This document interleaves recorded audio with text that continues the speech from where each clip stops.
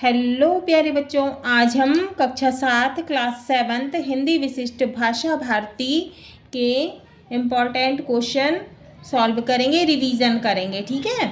अब है सही विकल्प चुनकर लिखिए। पहला प्रश्न है कर्मवती कहाँ की महारानी थी? पहला है झांसी, दूसरा मेवाड़, तीसरा इंदौर। तो इसका सही उत्तर है दूसरा मेवाड़। दूसरा प्रश्न है दीपू कौन सी कक्षा में पढ़ता था? ऑप्शन 1 है तीसरी, 2 है चौथी, 3 है पांचवी और चौथा ऑप्शन है पहली। तो इसका सही उत्तर है दूसरा ऑप्शन चौथी। तीसरा प्रश्न है पुराण में किस प्रत्यय को लगाकर पौराणिक शब्द बनता है? पहला ऑप्शन इक, दूसरा णिक, तीसरा पौ और चौथा का। इसका सही उत्तर है पहला इक।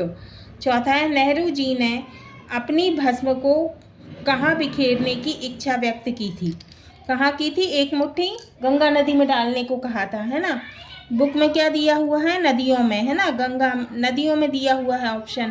पहला है नदियों में, दूसरा खेतों में, तीसरा पर्वतों में। इसका सही उत्तर है नदियों में, है ना। गंगा नदी में डालने को भी कहा था एक मुट्ठी, है ना। पांचवा प्रश्न है नरब्दी अपने पिता के साथ जंगलों में क्या लेने जाती थी? पहला है कंदमूल एवं फल, दूसरा अनाज लेने, तीसरा भोज्य पदार्थ, चौथा लकड़ी। तो इसका सही उत्तर है पहला कंदमूल एवं फल। रिक्त स्थान की पूर्ति करो। पहला है दतिया पीताम्बरा पीठ के लिए प्रसिद्ध है। रिक्त स्थान में आएगा पीताम्बरा। दूसरा गंगा प्राचीन सभ्यता का प्रतीक है, तो रिक्त स्थान में आएगा गंगा। तीसरा नर्मदा नदी मध्य प्रदेश की जीवन रेखा मानी जाती है। रिक्त स्थान में आएगा नर्मदा। चौथा सफेद बाघ बांधव राष्ट्रीय उद्यान में है, तो रिक्त स्थान में आएगा बांधव। पांचवा सूरदास प्रभु अंतर्जामी ग्वालिनी मन की जानी। रिक्त स्थान में आएगा ग्वालिनी। छठवा भरपूर वर्षा सावन के माह में होती है। रिक्त स्थान में आएगा सावन के माह। सातवां बिना अलार्म के दादी सुबह उठ जाती थी। रिक्त स्थान में आएगा दादी। आठवां गौरैया अपना घोंसला तिनके तिनके चुनकर बनाती है। रिक्त स्थान में क्या आएगा? तिनके तिनके। नौवा है कवि के अनुसार अति सर्वत्र वर्जित है। रिक्त स्थान में आएगा सर्वत्र। 10वां प्राचीन स्तूपों के लिए सांची विख्यात प्रसिद्ध है। रिक्त स्थान में आएगा सांची। नीचे दिए गए प्रश्नों के उत्तर लिखो। प्रश्न 1 पुत्र माँ से किस बात की हट कर रहा है? उत्तर पुत्र अपनी माँ से कहानी सुनाने की हट कर रहा है। दूसरा घोड़े को भले भाई की संज्ञा क्यों दी गई? उत्तर महाराजा छत्रसाल का घोड़ा बड़ा स्वामी भक्त था। उसने देवगढ़ के युद्ध में महाराज की बड़ी रक्षा की। स्वस्थ होने पर महाराज ने उसे भले भाई की संज्ञा प्रदान की। प्रश्न 3 है महाराजा अग्रसेन ने राज्य में किस परिपाटी का चलन प्रारंभ किया? उत्तर महाराजा अग्रसेन ने एक परिपाटी बनाई थी कि यदि कोई व्यक्ति अग्रोहा राज्य में आकर बसता है तो प्रत्येक परिवार उसे 1 ईंट और 1 रुपया देगा। चौथा प्रश्न है खेलों से हमें कौन कौन से गुण सीखने को मिलते हैं? उत्तर खेलों से हमें अनुशासन में रहना, हार और जीत को समान रूप से मानना आदि गुण सीखने को मिलते हैं। पांचवा है हॉकी का गढ़ किसे कहा जाता है? उत्तर भोपाल को हॉकी का गढ़ कहा जाता है। छठवा है हॉकी के जादूगर के नाम से कौन प्रसिद्ध है? उत्तर मेजर ध्यानचंद हॉकी के जादूगर के नाम से प्रसिद्ध हैं। सातवां राष्ट्रीय खेल दिवस कब मनाया जाता है? उत्तर 29 अगस्त को राष्ट्रीय खेल दिवस मनाया जाता है। आठवां है भोपाल के दर्शनीय स्थल कौन कौन से हैं? उत्तर भोपाल के दर्शनीय स्थल निम्नलिखित हैं। भारत भवन, मानव संग्रहालय, बिड़ला मंदिर, ताजुल मस्जिद। और राष्ट्रीय वन उद्यान वन विहार भी यहाँ के दर्शनीय स्थल है ना। ये हमने पाठ में पढ़ा था, मध्य प्रदेश के वैभव में, है ना। 9वां प्रश्न है दीपू का घर में रौब क्यों नहीं था? उत्तर दीपू का घर में रौब इसलिए नहीं था क्योंकि वह घर में सबसे छोटा था। 10वां हमारे देश में राखी का क्या महत्व है? उत्तर हमारे देश में राखी का बड़ा महत्व है।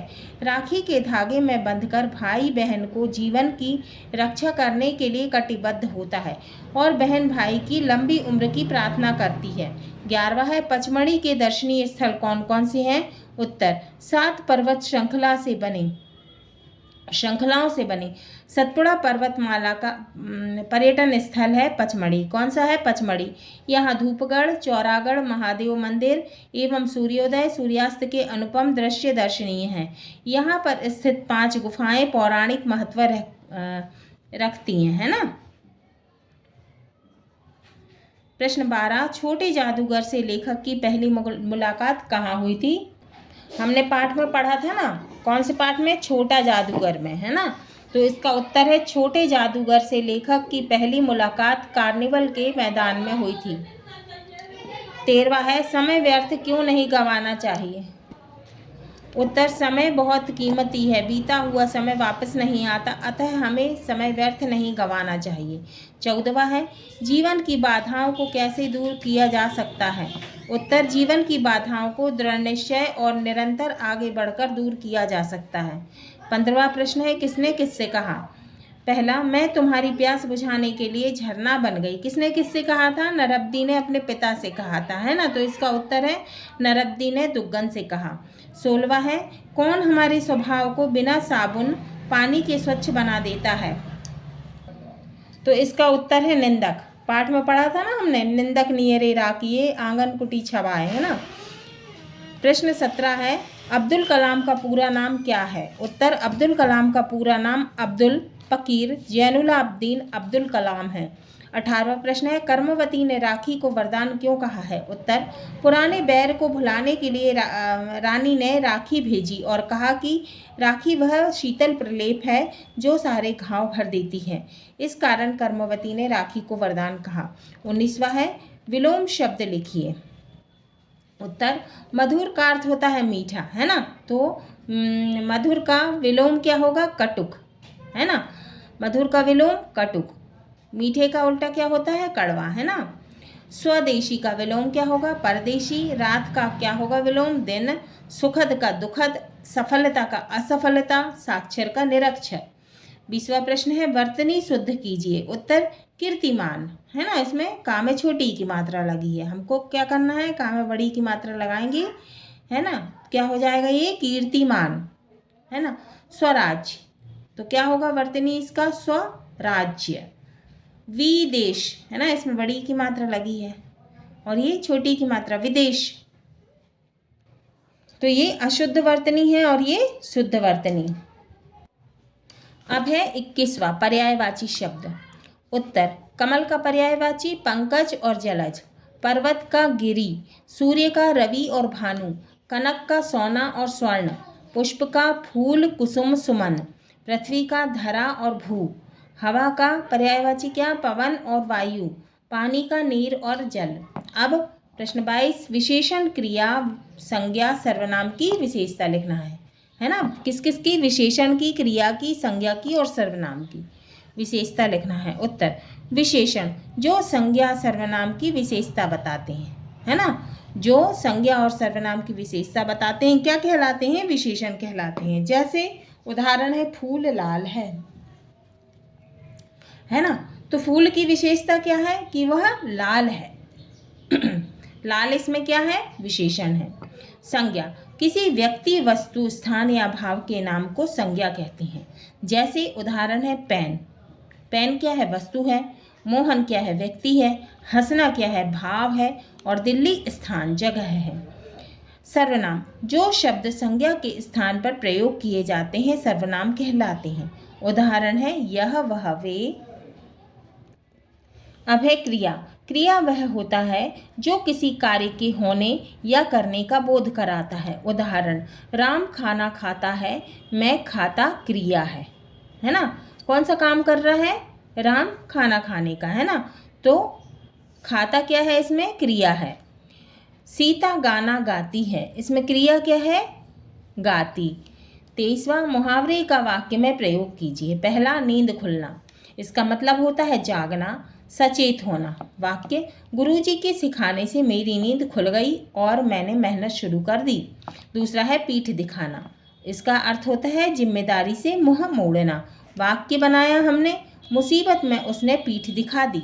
या हम कुछ भी लिख सकते हैं, मुसीबत में सोहन ने पीठ दिखा दिया और भी कुछ लिख सकते हैं। तीसरा, कलेजे पर पत्थर रखना, इसका मतलब होता है दुख सहन करना। वाक्य, राम ने कलेजे में पत्थर रखकर अपने दोस्त को विदा किया। 24वां, निम्न शब्दों के मूल शब्द एवं उपसर्ग लिखिए। आदेश, परिवेश, प्रकांड। आदेश में मूल शब्द है देश और उपसर्ग है आ और नया शब्द बना आदेश। परिवेश में मूल शब्द है वेश और उपसर्ग है परि, नया शब्द बना परिवेश। प्रकांड में मूल शब्द है कांड और उपसर्ग है प्रा, नया शब्द बना प्रकांड। उपसर्ग है आ प्लस देश, है ना। देश क्या है, इसमें मूल शब्द है। निर्मित शब्द है आदेश। आ प्लस देश बराबर आदेश। परि उपसर्ग है, परि प्लस वेश क्या है, मूल शब्द। परि प्लस वेश बराबर परिवेश। उपसर्ग है प्रा प्लस कांड।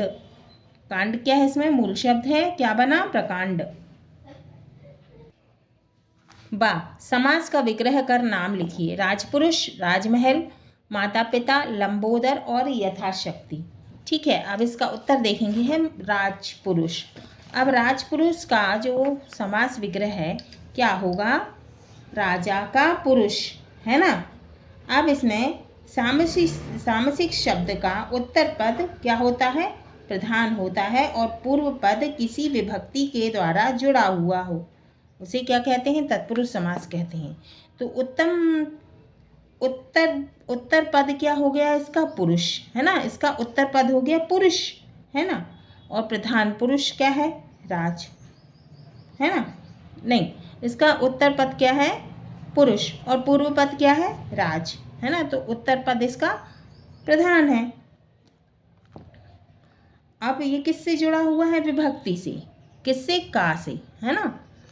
तो ये कौन सा समास होगा, तत्पुरुष समास। ऐसे ही राजमहल, है ना, इसमें उत्तर पद प्रधान है ना, और पूर्व पद किससे जुड़ा हुआ है, विभक्ति से, है ना। तो ये क्या हो गया, तत्पुरुष समास। अब क्या है, माता पिता। माता और पिता, इसमें बीच में क्या है, योजक चिन्ह है, और ये है ना माता का विपरीत क्या होगा, पिता, है ना। तो कौन सा समास है, द्वंद्व समास, है ना। और ये पूरक भी है एक दूसरे के, है ना। तो ये कौन सा समास है, द्वंद्व समास। अब ये क्या है, यथाशक्ति, है ना।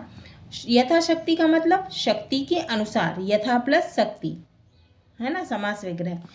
अब यथाशक्ति में यथा क्या है, अव्यय है, इसीलिए कौन सा समास है, अव्ययी भाव समास।